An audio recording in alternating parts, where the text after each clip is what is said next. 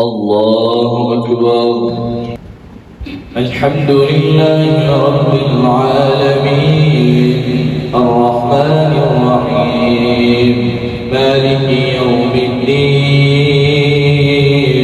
إياك نعبد وإياك نستعين اهدنا الصراط المستقيم صراط الذين أنعمت عليهم غير المغضوب عليهم ولا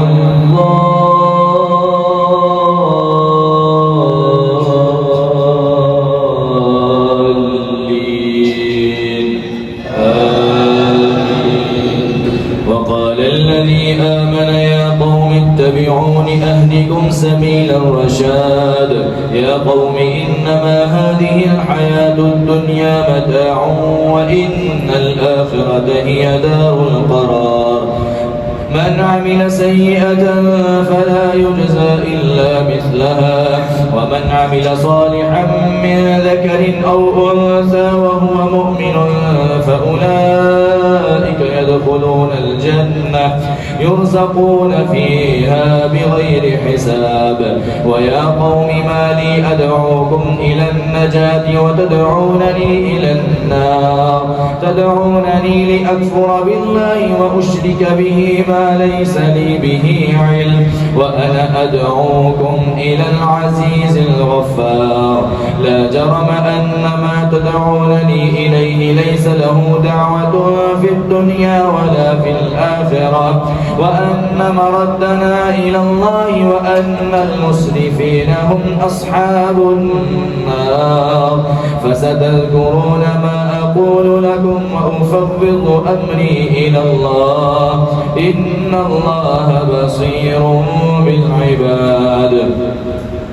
فوقاه الله سيئات ما مكروا وحاق بآل فرعون سوء العذاب النار يعرضون عليها غدوا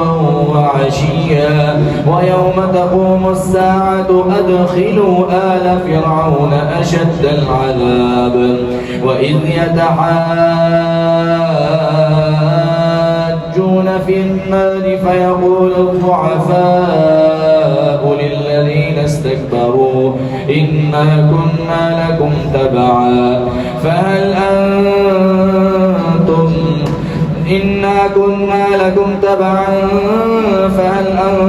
مغنون عنا نصيبا من النار قال الذين استكبروا إنا كل فيها إن الله قد حكم بين العباد وقال الذين في النار لخزنة جهنم ادعوا ربكم يخفف عنا يوما من العذاب قالوا أولم تك تأتيكم رسلكم بالبينات قالوا بلى قالوا فادعوا وما دعاء الكافرين إلا في ضلال إنا لننصر رسلنا والذين آمنوا في الحياة الدنيا ويوم يقوم الأشهاد يوم لا ينفع الظالمين معذرتهم ولهم اللعنة ولهم سوء الدار ولقد آتينا موسى الهدى وأورثنا بني إسرائيل الكتاب هدى وذكرى لأولي الألباب فاصبر إن وعد الله حق واستغفر لذنبك وسبح بحمد ربك بالعشي والإبكار إن الذين يجادلون في آيات الله بغير سلطان أتاهم إن في صدورهم إلا كبر ما هم ببالغيه فاستعذ بالله إنه هو السميع البصير لخلق السماوات والأرض أكبر من خلق الناس ولكن أكثر الناس لا يعلمون وما يستوي الأعمى والبصير والذين آمنوا وعملوا الصالحات ولا المسيء قليلا ما تتذكرون إن الساعة لآتية لا ريب فيها ولكن أكثر الناس لا يؤمنون وقال ربكم ادعوني أستجب لكم إن الذين يستكبرون عن عبادتي سيدخلون جهنم داخرين الله الذي جعل لكم الليل لتسكنوا فيه والنهار مبصرا إن الله لذو فضل على الناس ولكن أكثر الناس لا يشكرون ذلكم الله ربكم خالق كل شيء لا إله إلا هو فأنى تؤفكون كذلك يؤفك الذين كانوا بآيات الله يجحدون الله الذي جعل لكم الأرض قرارا والسماء بناء وصوركم فأحسن صوركم ورزقكم من الطيبات ذلكم الله ربكم فتبارك الله رب العالمين هو الحي لا إله إلا هو فادعوه مخلصين له الدين الحمد لله رب العالمين قل إني نهيت أن أعبد الذين تدعون من دون الله لما جاءني البينات من ربي فأمرت أن أسلم لرب العالمين هو الذي خلقكم من تراب ثم من نطفة ثم من علقة ثم يخرجكم طفلا ثم لتبلغوا أشدكم ثم لتكونوا شيوخا ومنكم من يتوفى من قبل ولتبلغوا أجلا مسمى ولعلكم تعقلون هو الذي يحيي ويميت فإذا قضى أمرا فإنما يقول له كن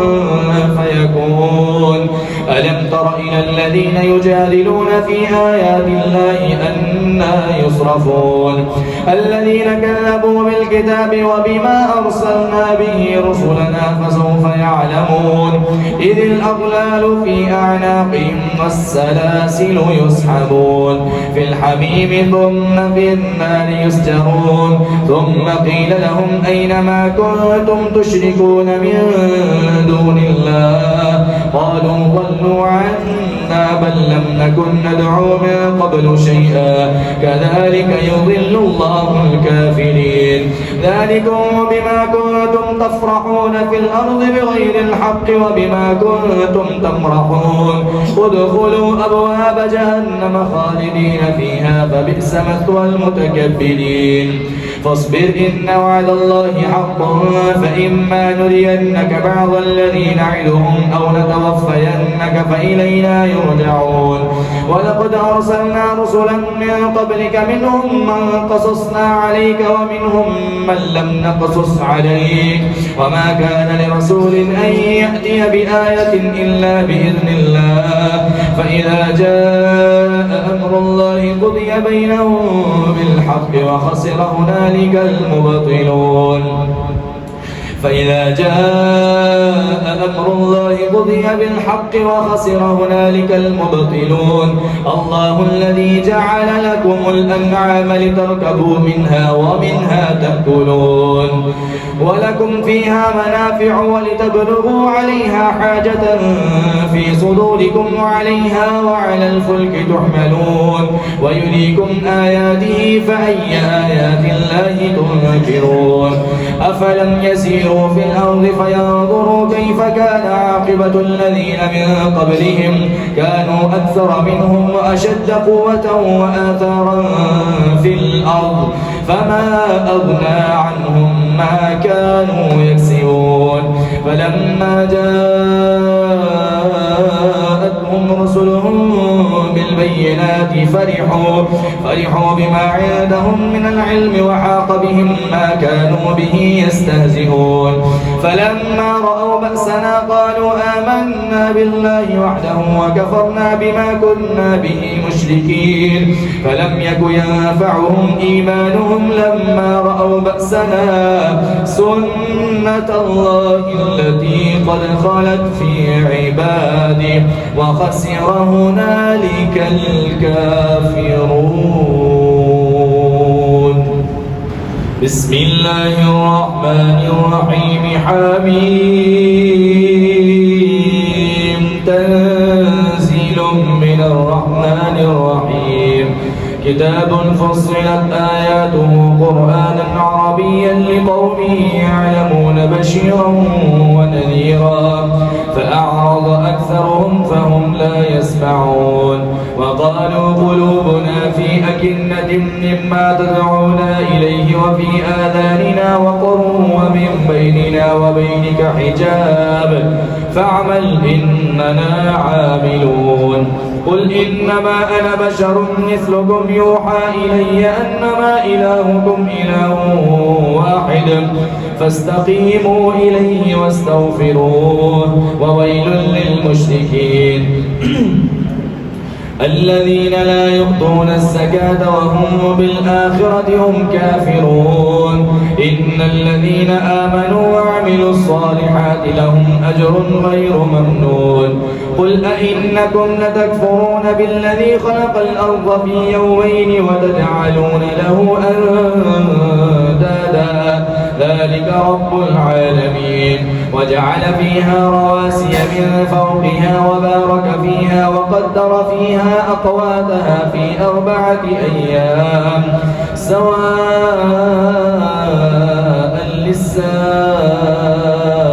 للسائلين ثم استوى إلى السماء فسواهن 7 سماوات وهو بكل شيء عليم فقضاهن 7 سماوات في يومين وأوحى في كل سماء أمرها وزينا السماء الدنيا بمصابيح وحفظا ذلك تقدير العزيز العليم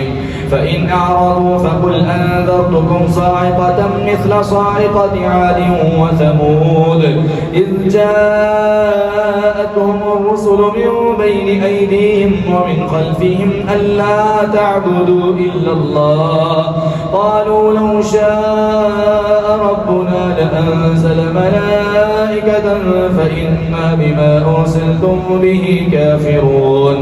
فأما عاد فاستكبروا في الأرض بغير الحق وقالوا من أشد منا قوة أولم يروا أن الله الذي خلقهم هو أشد منهم قوة وكانوا بآياتنا يجحدون فأرسلنا عليهم ريحا وصرصرا في أيام نحسات لنذيقهم عذاب الخزي في الحياة الدنيا ولعذاب الآخرة أخزى وهم لا ينصرون وأما ثمود فهديناهم فاستحبوا العمى على الهدى فأخذتهم صاعقة العذاب الهون بما كانوا يكسبون ونجينا الذين آمنوا وكانوا يتقون ويوم يحشر أعداء الله إلى النار فهم يوزعون حتى إذا ما جاءوها شهد عليهم سمعهم وأبصارهم وجلودهم بما كانوا يعملون وقالوا لجلودهم لم شهدتم علينا قالوا أنطقنا الله الذي أنطق كل شيء وهو خلقكم أول مرة وإليه ترجعون وما كنتم تستترون أن يشهد عليكم سمعكم ولا أبصاركم ولا جلودكم ولكن ظننتم أن الله لا يعلم كثيرا مما تعملون وذلكم ظنكم الذي ظننتم بربكم أرداكم فأصبحتم من الخاسرين وقيضنا لهم قرناء فزينوا لهم ما بين أيديهم وما خلفهم وحق عليهم القول في قد خلت من قبلهم من الجن والإنس إنهم كانوا خاسرين وقال الذين كفروا لا تسمعوا لهذا القرآن والغوا فيه لعلكم تغلبون فلنذيقن الذين كفروا عذابا شديدا ولنجزينهم أسوأ الذي كانوا يعملون فلنذيقن الذين كفروا عذابا شديدا ولنجزينهم أسوأ الذي كانوا يعملون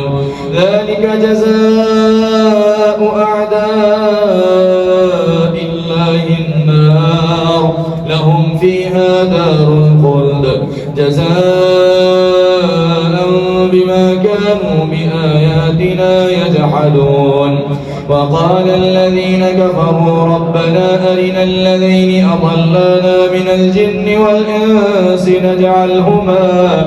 نجعلهما تحت أقدامنا ليكونا من الأسفلين إن الذين قالوا ربنا الله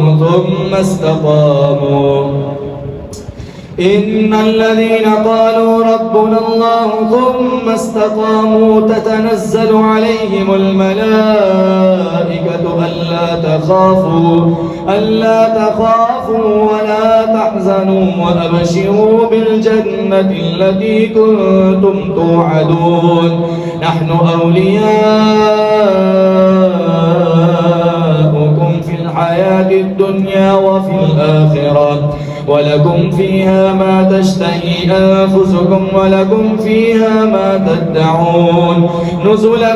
من غفور رحيم ومن أحسن قولا ممن دعا إلى الله وعمل صالحا وقال إنني من المسلمين ولا تستوي الحسنة ولا السيئة ادفع بالتي هي أحسن فإذا الذي بينك وبينه عداوة كأنه ولي حميم وما يلقاها إلا الذين صبروا وما يلقاها إلا ذو حظ عظيم وإما ينزغنك من الشيطان نزغ فاستعذ بالله إنه هو السميع العليم ومن آياته الليل والنهار والشمس والقمر لا تسجدوا للشمس ولا للقمر واسجدوا لله الذي خلقهن إن كنتم إياه تعبدون فإن استكبروا فالذين عند ربك يسبحون له بالليل والنهار وهم لا يسأمون الله أكبر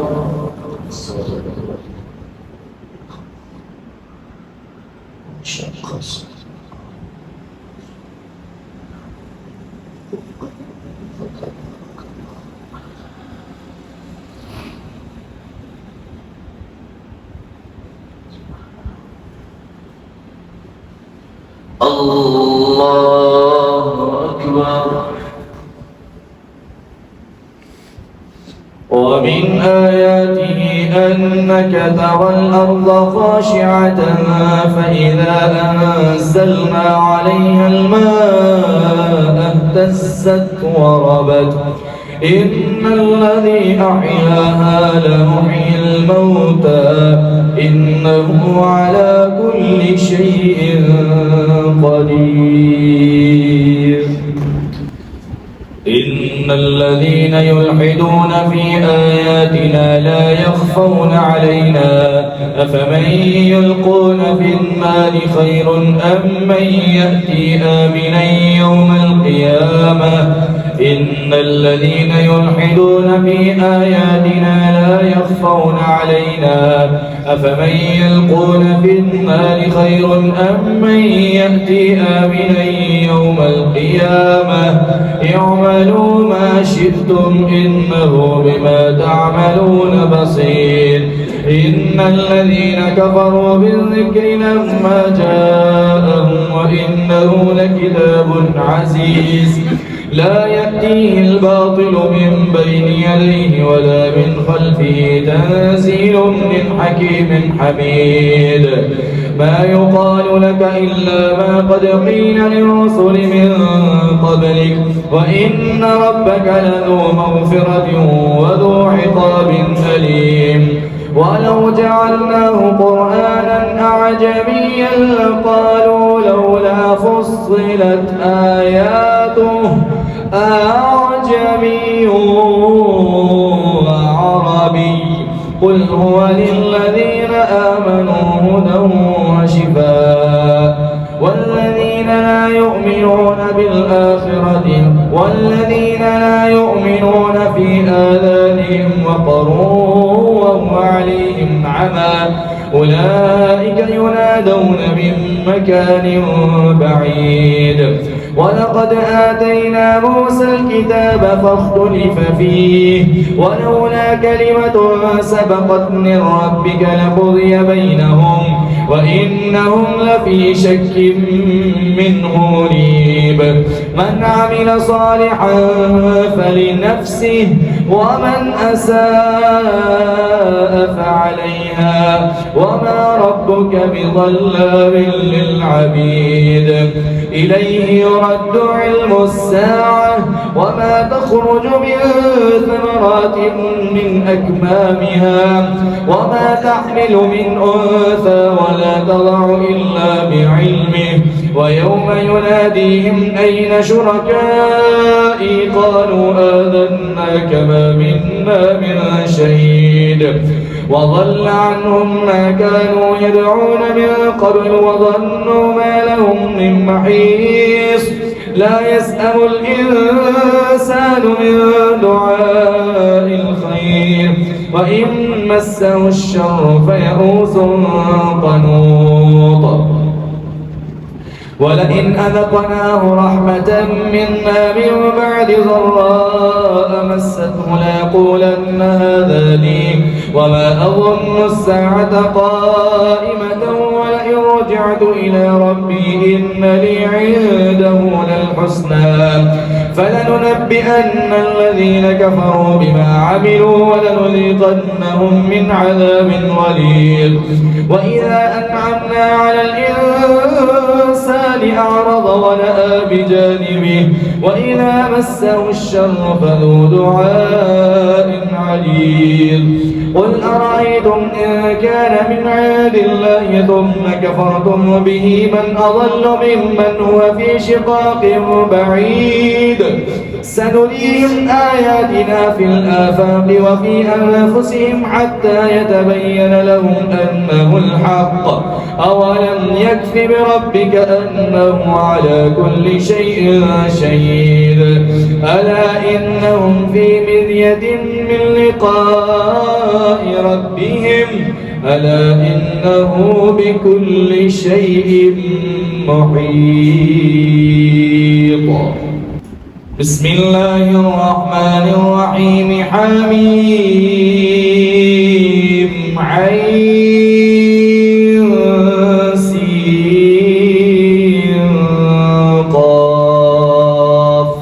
كذلك يوحي إليك وإلى الذين من قبلك الله العزيز الحكيم له ما في السماوات وما في الأرض وهو العلي العظيم تكاد السماوات يتفطرن من فوقهن والملائكة يسبحون بحمد ربهم ويستغفرون لمن في الأرض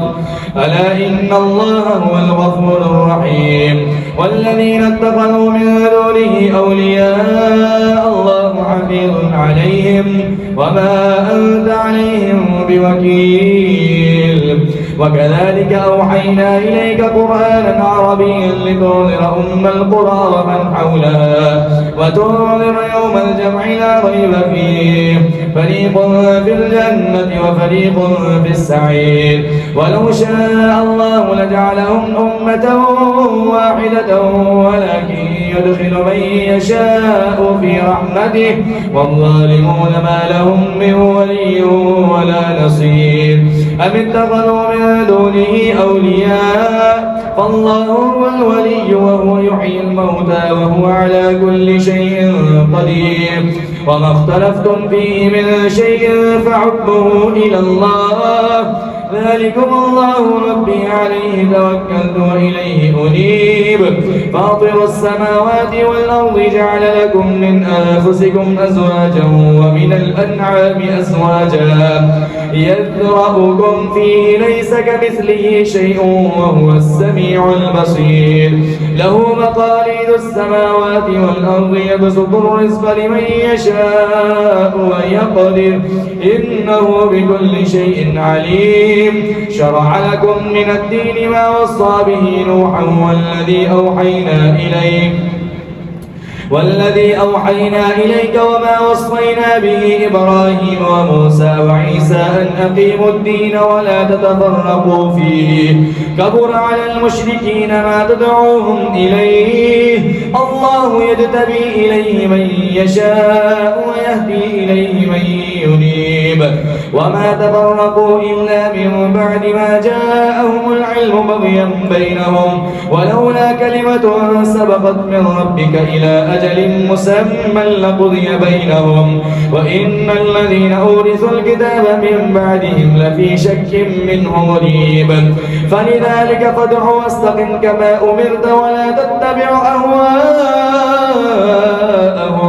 وقل آمنت بما أنزل الله من كتاب وأمرت لأعدل بينكم الله ربنا وربكم لنا أعمالنا ولكم أعمالكم لا حجة بيننا وبينكم الله يجمع بيننا وإليه المصير والذين يحاجون بالله من بعد ما استجيب له حجتهم داحضة عند ربهم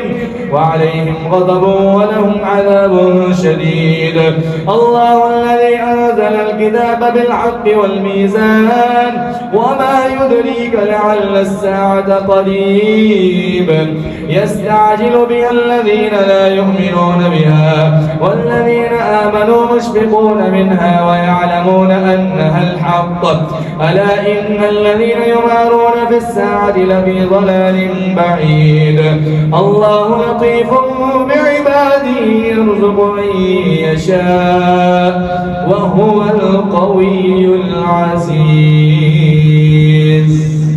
من كان يريد حرث الآخرة نزد له في حرثه ومن كان يريد حرث الدنيا نؤته منها وما له في الآخرة من نصيب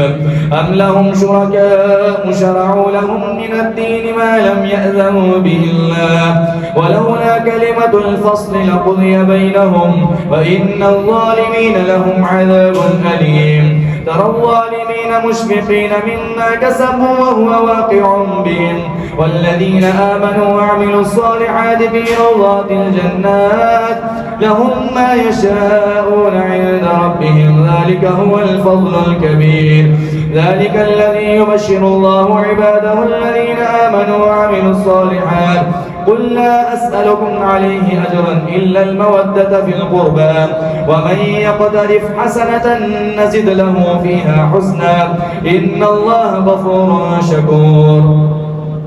أم يقولون افترى على الله كذبا أو قال أوحي إلي ولم يوحى إليه شيء ومن قال سأنزل مثل ما أنزل الله أم يقولون افترى على الله كذبا أو كذب بآياته أولئك ينالهم نصيبهم من الكتاب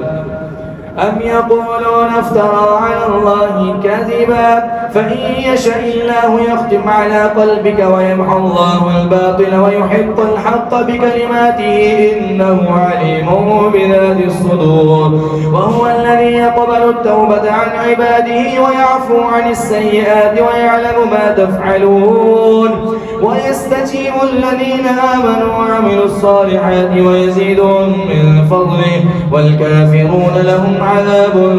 شديد ولو بسط الله الرزق لعباده لبغوا في الأرض ولكن ينزل بقدر ما يشاء إنه بعباده خبير بصير وهو الذي ينزل الغيث من بعد ما قنطوا وينشر رحمته وهو الولي الحميد ومن آياته خلق السماوات والأرض وما بث فيهما من دابة وهو على جمعهم إذا يشاء قدير وما أصابكم من مصيبة فبما كسبت أيديكم ويعفو عن كثير وما أنتم بمعجزين في الأرض وما لكم من دون الله من ولي ولا نصير ومن آياته الجوار في البحر كالأعلام إن يشأ يسكن الريح فيظللن رواكد على ظهره إن في ذلك لآيات لكل صبار شكور أو يوبقهن بما كسبوا ويعفو عن كثير ويعلم الذين يجادلون في آياتنا ما لهم من محيص فما أوتيتم من شيء فمتاع الحياة الدنيا وما عند الله خير وأبقى للذين آمنوا وعلى ربهم يتوكلون والذين يجتنبون كبائر الإثم والفواحش وإذا ما غضبوا هم يغفرون والذين استجابوا لربهم وأقاموا الصلاة وأمرهم شورى بينهم ومما رزقناهم ينفقون والذين إذا أصابهم البغي هم ينتصرون وجزاء سيئة سيئة مثلها فمن عفا وأصلح فأجره على الله إنه لا يحب الظالمين ولمن انتصر بعد ظلمه فأولئك ما عليهم من سبيل إنما السبيل على الذين يظلمون الناس ويبغون في الأرض بغير الحق أولئك لهم عذاب أليم ولمن صبر وغفر فإن ذلك لمن عزم الأمور ومن يضلل الله فما له من ولي من بعده وترى الظالمين لما رأوا العذاب يقولون هل إلى مرد من سبيل وتراهم يعرضون عليها خاشعين من الذل ينظرون من طرف خفي وقال الذين آمنوا إن الخاسرين الذين خسروا أنفسهم وأهلهم يوم القيامة ألا إن الظالمين في عذاب مقيم وما كان لهم من أولياء ينصرونهم من دون الله ومن يضلل الله فما له من سبيل استجيبوا لربكم من قبل أن يأتي يوم لا مرد له من الله ما لكم من ملجأ يومئذ وما لكم من نكير فإن أعرضوا فما أرسلناك عليهم حفيظا إن عليك إلا البلاغ وإنا إذا أذقنا الإنسان منا رحمة فرح بها وإن تصبهم سيئة بما قدمت أيديهم فإن الإنسان كفور لله ملك السماوات والأرض يخلق ما يشاء يهب لمن يشاء إناثا ويهب لمن يشاء الذكور أو يزوجهم ذكرانا وإناثا ويجعل من يشاء عقيما إنه عليم قدير وما كان لبشر أن يكلمه الله إلا وحيا أو من وراء حجاب أو يرسل رسولا فيوحي بإذنه ما يشاء إنه علي حكيم وكذلك أوحينا إليك روحا من أمرنا ما كنت تدري ما الكتاب ولا الإيمان ولكن جعلناه نورا نهدي به من نشاء من عبادنا وإنك لتهدي إلى صراط مستقيم صراط الله الذي له ما في السماوات وما في الأرض ألا إلى الله تصير الأمور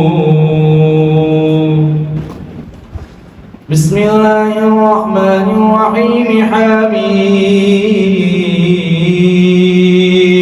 والكتاب المبين إنا جعلناه قرآنا عربيا لعلكم تعقلون وإنه في أم الكتاب لدينا لعلي حكيم أفنضرب عنكم الذكر صفحا أن كنتم قوما مسرفين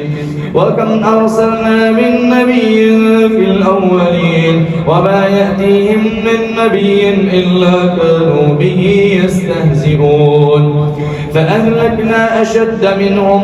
بطشا ومضى مثل الأولين ولئن سألتهم من خلق السماوات والأرض ليقولن خلقهن العزيز العليم الذي جعل لكم الأرض مهدا وجعل لكم فيها سبلا لعلكم تهتدون والذي نزل من السماء ماء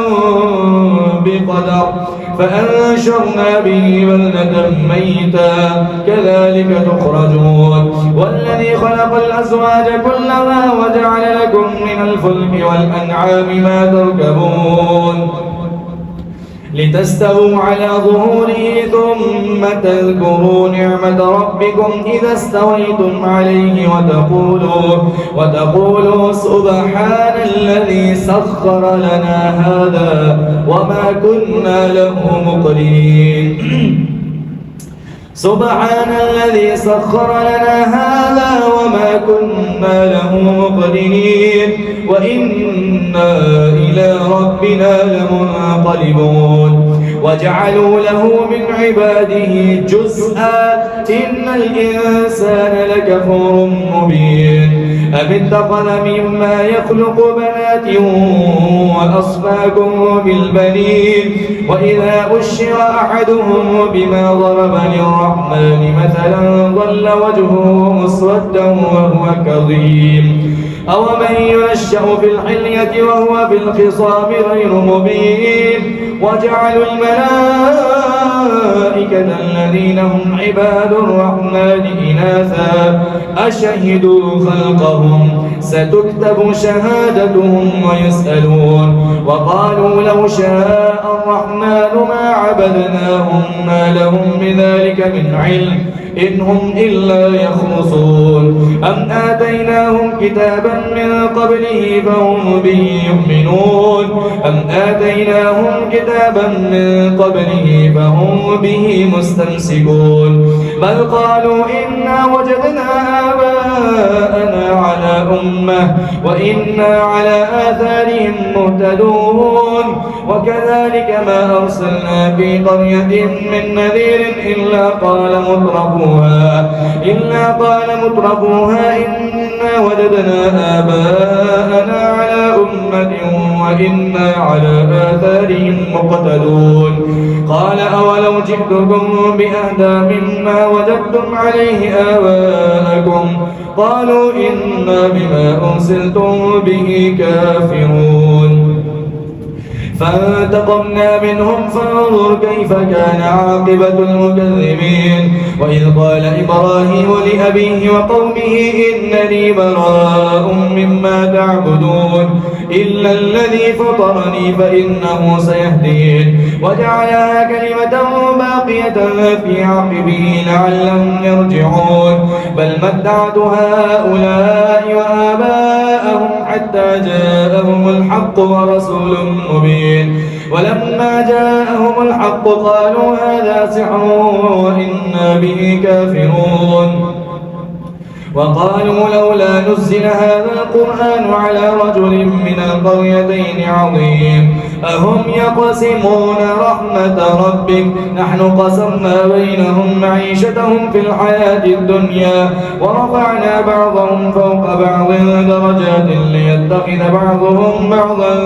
سخريا ورحمة ربك خير مما يجمعون ولولا أن يكون الناس أمة واحدة لجعلنا لمن يكفر بالرحمن لبيوتهم سقفا من فضة ومعارج عليها يظهرون ولبيوتهم أبوابا وسررا عليها يتكئون وزخرفا وإن كل ذلك لما متاع الحياة الدنيا والآخرة عند ربك للمتقين ومن يعش عن ذكر الرحمن نقيض له شيطانا فهو له قرين وإنهم ليصدونهم عن السبيل ويحسبون أنهم مهتدون حتى إذا جاءنا قال يا ليت بيني وبينك بعد المشرقين فبئس القرين ولن ينفعكم اليوم إذ ظلمتم أنكم في العذاب مشتركون أفأنت تسمع الصم أو تهدي العمي ومن كان في ضلال مبين فإما نذهبن بك فإنا منهم منتقمون أو نرينك الذي وعدناهم فإنا عليهم مقتدرون فاستمسك بالذي أوحي إليك إنك على صراط مستقيم وإنه لذكر لك ولقومك وسوف تسألون واسأل من أرسلنا قبلك من رسلنا أجعلنا من دون الرحمن آلهة يعبدون ولقد آتينا موسى الكتاب وجعلناه هدى لبني إسرائيل فلا تكن في مرية من لقائه وجعلناه هدى لبني إسرائيل فلما جاءهم بآياتنا إذا هم منها يضحكون وما نريهم من آية إلا هي أكبر من أختها وأخذناهم بالعذاب لعلهم يرجعون وقالوا يا أيها الساحر ادع لنا ربك بما عهد عندك إننا لمهتدون فلما كشفنا عنهم العذاب إذا هم ينكثون ونادى فرعون في قومه قال يا قوم أليس لي ملك مصر وهذه الأنهار تجري من تحتي أفلا تبصرون أم أنا خير من هذا الذي هو مهين ولا يكاد يبين فلولا ألقي عليه أسرة من ذهب أو جاء معه الملائكة مقترنين فاستخف قومه فأطاعوه إنهم كانوا قوما فاسقين فلما آسفونا انتقمنا منهم فأغرقناهم أجمعين فجعلناهم سلفا ومثلا للآخرين فلما آسفونا انتقمنا منهم فأغرقناهم أجمعين فجعلناهم سلفا ومثلا للآخرين